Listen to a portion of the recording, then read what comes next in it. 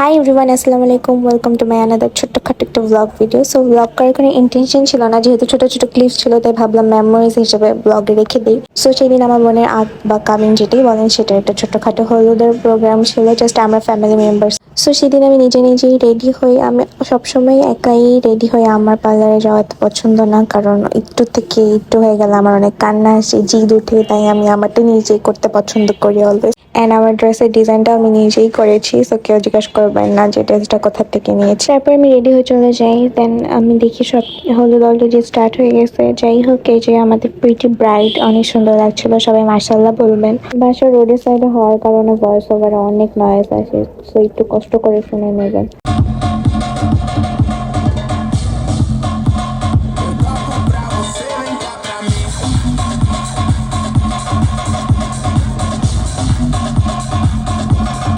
বাকিরা হলুদ দিচ্ছিল আর আমি আমার কাজিনদের সাথে একটু দুষ্টামি করতেছিলাম বসে বসে।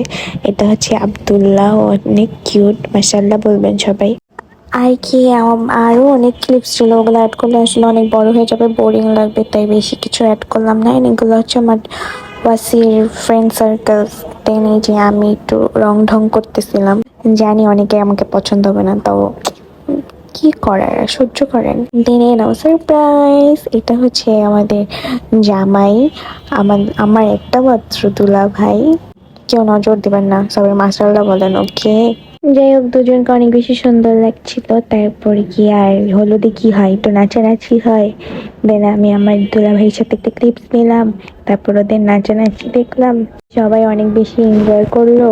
তারপর শেষ হয়ে গেল, অ্যান্ড আপনারা একটু এনজয় করেন।